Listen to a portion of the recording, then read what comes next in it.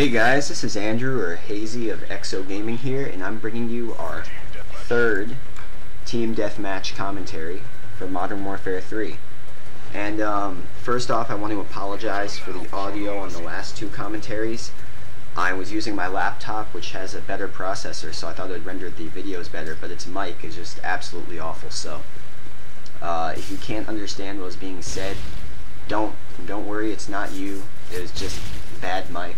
And right now I'm doing this on my HP TouchSmart, which is my other computer. It's got a good mic, not so great processor, but I think that the rendering quality will be good enough. Yeah, so got another team deathmatch for you using the Scar L, probably my favorite weapon in this game. One of the weakest weapons, but at the same time, almost no recoil. Kind of like the Scar H, except a little bit weaker. Yeah, so I'm playing with a team of randoms here. The last two commentaries, it was, well, the first one is me playing with my friend Tim, and then the second one was just Tim, or XO Fury, playing by himself. And, yeah, so this team I'm facing here is pretty bad.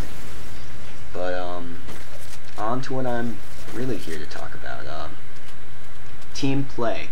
Now, in this video, I'm using the support point streak loadout, and I mean, I intended to use the assault kill streaks. It's what I usually use, and I start off this game with like a 12 kill streak, so it probably would have made sense. But now looking back, I realize having all these like other point streaks, like the vests and advanced UAV and just plain old UAV, it really helps out the team. So when you're playing with a team of randoms, it's like really important that your team do well and not just you, because I've had plenty of matches where I do really well and the rest of my team just does terribly, and yeah, you don't win that way. I like to think that I try to win games. I mean, my win-loss ratio is somewhere close to 2. I don't know.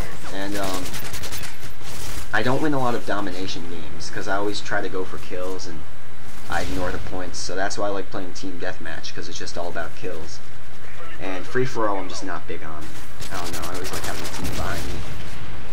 But yeah, so if you're looking to be a better team player, don't always try to go for, like, I know I told you guys in a previous video that some of the better players should go for the assault kill streaks, but it's not always true if you're playing with a team of randoms. I mean, you want your team to do well, and you want to win, and that's honestly what you're here to do.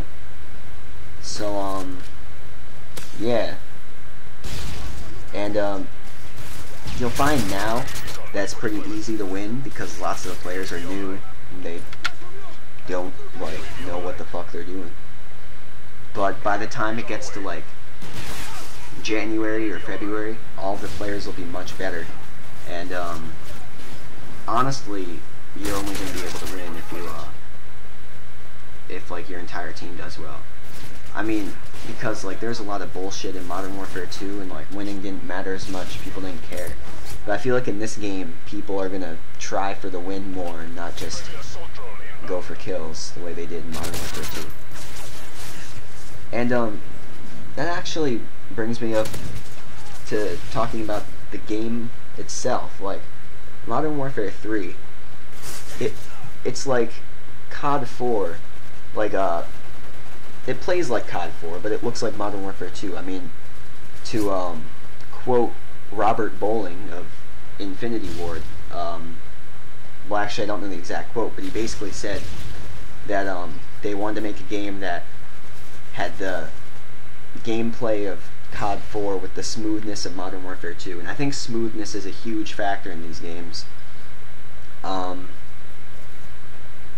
With World at War and Black Ops, I just felt like there was a smoothness that wasn't there to the game. Like, with the Treyarch games, I feel like they have sort of a choppiness, and I've said this before, and I'll continue to say it for as long as I play Call of Duty, unless Black Ops 2 or whatever next year ends up coming out with something like really nice and upgraded.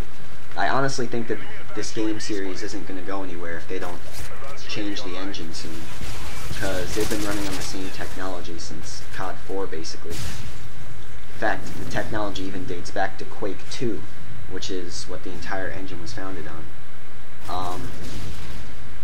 So basically, there needs to be innovation, and this is probably going to be the last Call of Duty game people buy in large numbers. That's essentially the same thing. They're really going to need to start changing it up. But, yeah, so they said that with Black Ops, and I mean, obviously, Modern Warfare 3 took a step backwards almost. Like, they took out a lot of the new features. Like, they don't have wager matches. The player card customization isn't there. But people just like it because it's a smoother playing game. I mean, it may be the same thing, or even less, but it plays better, and that's what really matters. But next year, people are really going to be looking for something new. And yeah, so the gameplay is almost coming to an end here. I hope you enjoyed my ramblings, and if you haven't already, I do suggest that you do subscribe. Exo Gaming is always looking for more subscribers, and I'm currently sitting at 27.